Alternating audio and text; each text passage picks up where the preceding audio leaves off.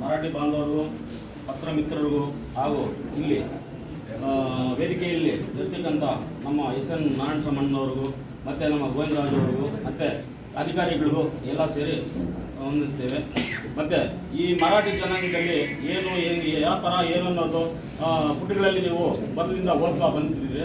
ಇನ್ನು ಮುಂದೆ ಇದೇ ಥರ ಇನ್ನೂ ಚೆನ್ನಾಗಿ ಈ ಥರ ಬಂದು ಸೇರಬೇಕು, ಇನ್ನೂ ಫಂಕ್ಷನ್ ಮಾಡಬೇಕು.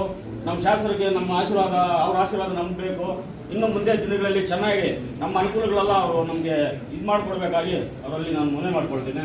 ಮತ್ತು ಇದು ರಸ್ತೆಗೆ ಒಂದು 2 ಸರಿ ನಾವು ಇದು ಕೊಟ್ಟಿದ್ದೀವಿ, ಛತ್ರಪತಿ ಶಿವಾಜಿ ಅಂತ, ಅದನ್ನು ಸ್ವಲ್ಪ ಮಾಡಿಕೊಡ್ಬೇಕು. ಮತ್ತು ನಮಗೆ ಈ ಸಮುದಾಯ ಭವನಕ್ಕೆ ಸ್ವಲ್ಪ ಜಾಗ ಕೊಡಬೇಕಂತ ನಮ್ಮಲ್ಲಿ ಪ್ರಾರ್ಥನೆ ಮಾಡ್ಕೊಂಡಿದ್ದೀವಿ. ಅದು ಸ್ವಲ್ಪ ಸಹಕರಿಸಬೇಕು.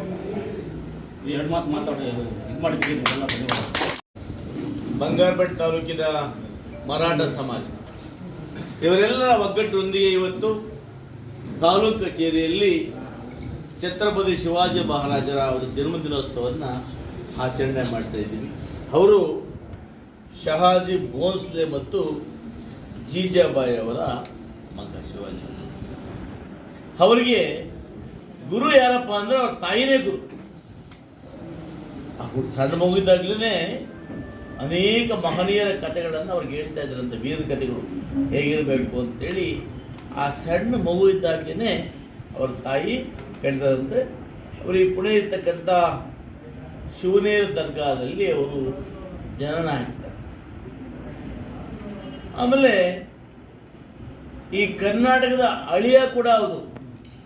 ಅವರು ಹುಟ್ಟಿದಾಗಿಂದ ಕೂಡ ಭಾಳ ಪರಾಕ್ರಮಿ, ಭಾಳ ಧೈರ್ಯಶಾಲಿ, ಸೂಕ್ಷ್ಮ ಇರ್ತಕ್ಕಂಥವರು, ಭಾಳ ಬುದ್ಧಿಯಿಂದ ಪ್ರಯೋಗಶೀಲವಾಗಿ ಗುಣಾತ್ಮಕ ಕೆಲಸಗಳನ್ನು ಮಾಡ್ತಾ ಬಂದಂಥವ್ರು.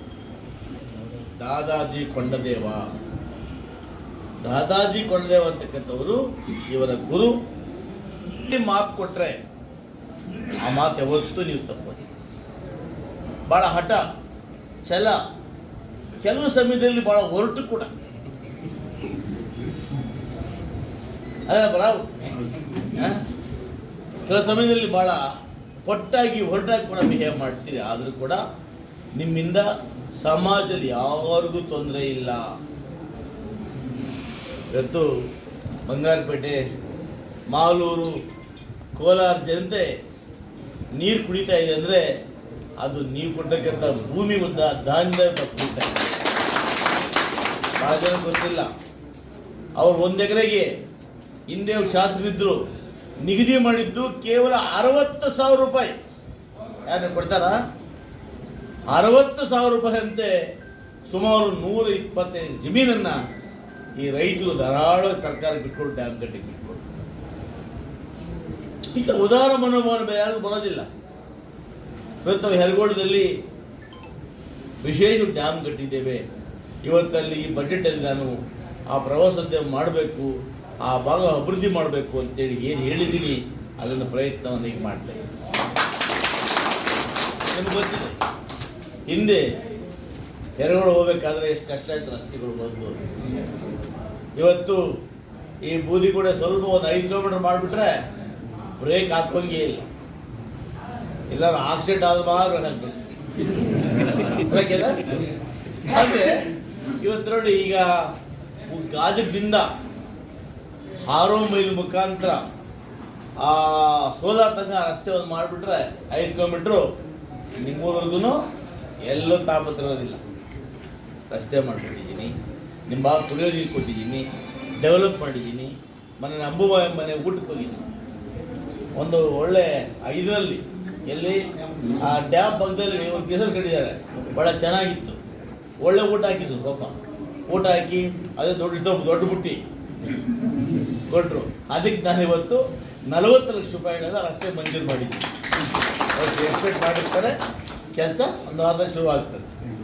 ಯಾಕಂದರೆ ನಿಮಗೋಸ್ಕರ ಅಂತಲ್ಲ, ಆ ಭಾಗದ ರೈತರು, ಅಲ್ಲಿನ ರೈತರು ತೋಟಕ್ಕೆ ಜಮೀನಿದೆ, ಅಲ್ಲಿ ಹೋಗಬೇಕಲ್ಲ, ಅದಕ್ಕೆ ಸ್ಯಾಂಕ್ಷನ್ ಮಾಡಿದ್ದೀವಿ, ಟೆಂಡರ್ ಆಗಿದೆ. ಈ ಮಾರ್ಚಲ್ಲಿ ಕೆಲಸ ಮುಗಿಸ್ಬಿಡೋಣ. ಹೀಗೆ ನಿಮ್ಮ ಸಮಾಜ ಖಂಡಿತ ಕೂಡ ಗಿರಿ ಹಿಂದಿಕೊಂಡ್ಬಿಟ್ಟಿದ್ದಾನೆ. ಗಿರಿ ಪ್ರಸಾದ್ ನಿಮ್ಮ ಸಮಾಜ ನಾಗೇಶ ಕೊಡ್ತಾರೆ ಸಮಾಜ. ರಘು ಈಶ್ವರವಿಲ್ಲಿ ಒಳ್ಳೆ ಸಮಾಜ, ಗೌರವದ ಸಮಾಜ. ನಿಮ್ಮಿಂದ ಸಮಾಜಕ್ಕೆ ಅಡ್ಡಿ ಇಲ್ಲ. ನಿಜ ಅಧ್ಯಕ್ಷರು ಹೇಳಿದರು, ನಾವು ಕೂಡ ಹೇಳಿದ್ದೀರಿ. ಆ ರಸ್ತೆಯಲ್ಲಿ ಇನ್ನು ಯಾರೋ ಬೆಳೆ ಕೊಟ್ಟಿದ್ದಾರೆ ಕಾಣ್ತದೆ. ಯಾರು ಕೊಡ್ತಾರೋ ಬಿಡ್ತಾರೋ ಖಂಡಿತವಾಗಿ ಕೂಡ ಈ ವರ್ಷದಲ್ಲಿ ನಿಮಗೆಲ್ಲ ಕೂಡ ಆ ಮಹಾರಾಜನ ಹೆಸರನ್ನು ಇಟ್ಟು ನಿಮ್ಮನ್ನೆಲ್ಲ ಕರೆಸಿ ಒಂದು ಫಂಕ್ಷನ್ ಮಾಡ್ತೀವಿ. ಎಲ್ಲ ಭಾಗ ಅಭಿವೃದ್ಧಿ ಆಗಬೇಕು. ದೇಶದಲ್ಲಿ ಒಂದೇನೇ ಅಲ್ಲ, ದೇಶದಲ್ಲಿ ಡೆವಲಪ್ ಮಾಡ್ತಾ ಇದ್ದೀನಿ, ಉಡುಪಿಗೆ ಹತ್ರ ಮಾಡ್ತಾ ಇದ್ದೀನಿ. ನನ್ನ ಉದ್ದೇಶ ಅಷ್ಟೇ. ನಂದು ಯಾವುದು ಆಸ್ತಿ ಇಲ್ಲ ಅಲ್ಲಿ. ದೇಶದಲ್ಲಿ ನಾನು ಒಂದು ಗುಡ್ಡೆ ಕೂಡ, ಒಂದು ಅಡಿ ಕೂಡ ಇಲ್ಲ, ಏನೋ ಉಡುಪಿ ನೋಡಲು ಇಲ್ಲ. ಆದರೆ ನಗರಗಳ ಅಭಿವೃದ್ಧಿ ಆದರೆ, ಈ ಪ್ರದೇಶಗಳ ಅಭಿವೃದ್ಧಿ ಆದರೆ ಜನರಿಗೆ ಕೆಲಸ ಸಿಗ್ತದೆ, ಆ ಏರಿಯಾಗಳು ಅಭಿವೃದ್ಧಿ ಆಗ್ತವೆ, ಕಮರ್ಷಿಯಲ್ ಆಗ್ತದೆ. ಇವತ್ತು ಇಂಡಸ್ಟ್ರಿ ಏರಿಯಾ ಮಾಡ್ತಾ ಇದ್ದೀವಿ, ಟೌನ್ಶಿಪ್ ಮಾಡ್ತಾ ಇದ್ದೀವಿ. ಇವೆಲ್ಲ ಮಾಡೋದ್ರಿಂದ ನನ್ನ ಯುವಕರಿಗೆ ಕೆಲಸ ಸಿಗ್ತದೆ. ಇದು ನಮ್ಮ ಕಾಯಕ ಅಲ್ವಾ? ಬೇರೆ ಕಡೆ ಹೋಗೋದು ತಪ್ಪು. ರೈತರಿಗೆ ಇವತ್ತು ಆ ಭಾಗದ ಹಾನಿಗೆ ಕಾವಡಿತ್ತು. ಸ್ವಲ್ಪ ಜಾಗ ಫೆನ್ಸ್ ಹಾಕಿದ್ವಿ, ಸ್ವಲ್ಪ ಬಾಕಿ ಸ್ಯಾಂಕ್ಷನ್ ಮಾಡಿದ್ದೀನಿ. ಅದನ್ನು ಫೆನ್ಸ್ ಹಾಕಿ ಹಾನಿಗಳು ಬರೆದಂತೆ ಹೇಳ್ತೀನಿ. ಇನ್ನೊಂದು, ನಿಮ್ಮ ಎಲ್ಲ ಸಮಸ್ಯೆಗಳು ನಾನು ಸರ್ಕಾರ ಇರ್ತೀನಿ, ನಿಮ್ಮೊಟ್ಟಿಗೆ ಇರ್ತೀನಿ. ನಮ್ಮೆಲ್ಲರಿಗೂ ಒಳ್ಳೆಯದಾಗಲಿ. ನಾನು ಮತ್ತು ತಾಲೂಕು ಆಡಳಿತ ನಿಮ್ಮ ಸಮುದಾಯದೊಟ್ಟಿಗೆ ಇರ್ತೀವಿ. ಒಂದು ಜಾಗವನ್ನು ಕೇಳಿದ್ದೀರಿ, ಅದನ್ನು ಪರಿಶೀಲನೆ ಮಾಡಿ ಹೇಳ್ತೀನಿ. ಒಂದಂತೂ ಮಾಡಿಕೊಡ್ತೀನಿ, ಸರ್ಕಾರ ಮಾಡಿ ಯಾವುದೋ ರಸ್ತೆಗೆ ಹೆಸರಿಟ್ಟು ಅಂತ ಅದು ಮಾಡಿಕೊಡ್ತೀನಿ.